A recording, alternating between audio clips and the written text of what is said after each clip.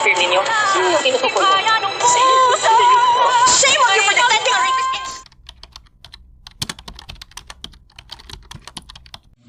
Narito na po ang pakaabangan natin bukas sa Lilith Matias, Attorney at Law. Sumugod nga itong si Patricia sa show nila Lorena at ni Lilith. At nagulat nga itong sina Lorena at Lilith nang makita nila itong si Patricia. Nagwala nga itong si Patricia sa kanilang show at sinabi pa nga niya kay Lilith na shame on you daw dahil nga pinagtanggol nga ni Lilith ang anak ni Lorena na si Ino na isang rapist. At hindi nga nakapagpigil itong si Lorena kay Patricia dahil nga sa sinabi nga ni Patricia kay Ino na isang rapist daw ang kanyang anak. At dito nga sinabunutan nga ni Lorena itong si Patricia.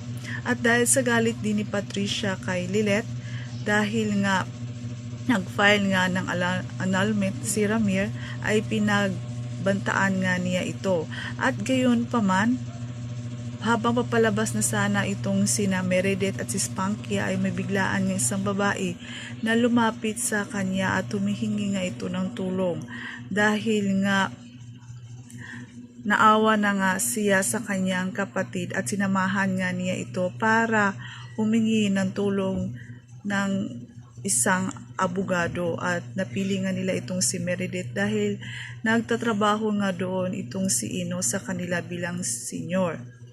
At dito nga tinanong nga ni Meredith itong si Ina kung sino ba sa kanyang senior ang nagbanta sa kanya at sinabi naman niya itong si Ino. At yan po ang pakaabangan natin bukas sa Lilith Matias. Huwag po niyong makalimutan mag-like and subscribe. Salamat po.